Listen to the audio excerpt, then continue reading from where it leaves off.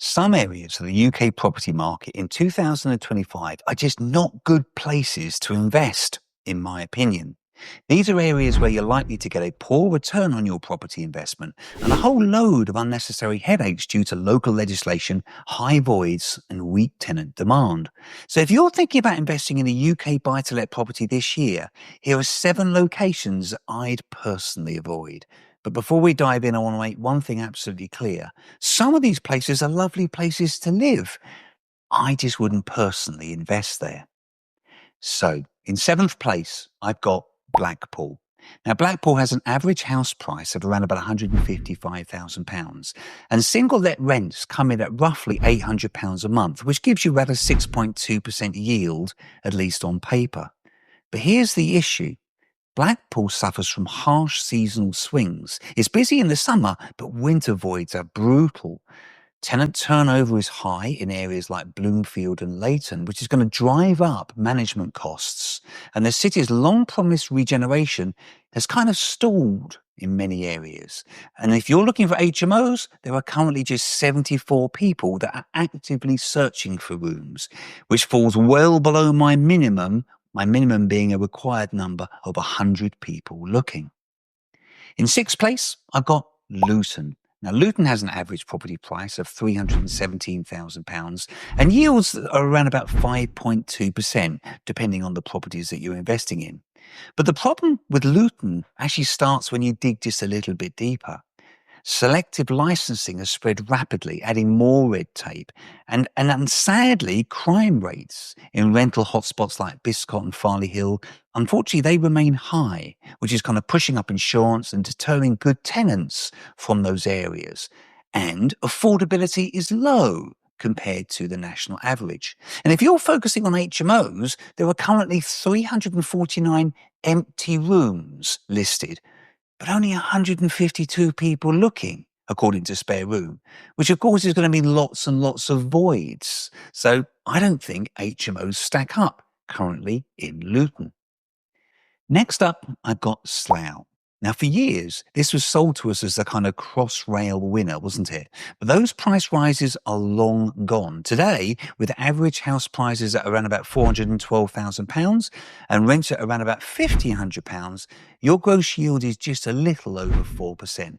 Plus, the relaxation of permitted development rights has led to an absolute flood of low-quality flat conversions in the city, especially from ex-office blocks, creating a kind of oversupply and therefore pushing rents down. As for HMOs, there's currently 404 empty rooms listed and only 209 people looking. So I simply wouldn't invest in an HMO in that area.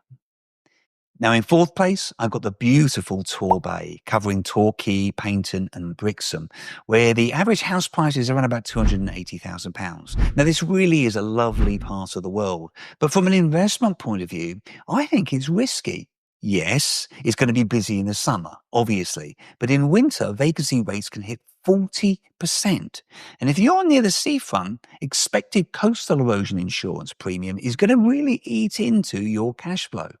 And if you're targeting single lets, you're relying on seasonal workforce with a lot of job instability. So finding stable year-round tenants is actually really tough.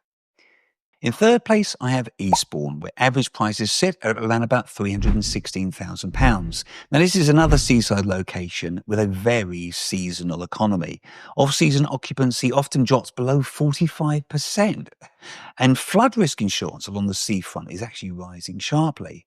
Add to that an oversupply of flats, thanks in part to the council's mixed-use development at Sovereign Harbour, and it's no surprise that rents are kind of softening in this area. Yes, it's great for a holiday, not so great for an investment property. And in 2nd place, I've put the stunning city of Oxford, which I know might come as a bit of a surprise to some. It's obviously a beautiful, beautiful place to live. And I've got friends there, but would I buy an investment property there? Well, no, I wouldn't, actually. The average property price is £581,000, and with single lets at maybe £1,700 or perhaps a little higher, your gross yield is going to be really quite low. And that's before you factor in fees, stamp duty, licensing, management costs, and voids. The city has an understandably tight Article 4 control around the student areas in particular, meaning HMO conversions are very difficult if you can get permission at all. And with fewer graduate roles available locally, the tenant pool is actually shrinking. This is a beautiful city. I just don't think it's one where I would want to own a buy-to-let. And in first place, an area I used to know really quite well, I'm putting Camden in London. If you know it, yes, it's an iconic place. And about 100 years ago, I used to go clubbing there. But in my opinion, as an investment area, it just doesn't stack up anymore, especially for newer investors.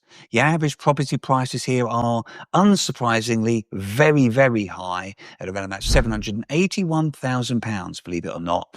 And service charges in converted period buildings often exceed £7,000 a year. On top of that, Article 4 restrictions have massively limited HMO potential in this area, plus stricter short-term licensing and an oversupply of high-end flats have caused booking rates to plummet. Camden may look glamorous. Well, it kind of is, really, let's be honest. But as a property investment area, I just don't think it stacks up, with typical yields being well below 3% for single lets.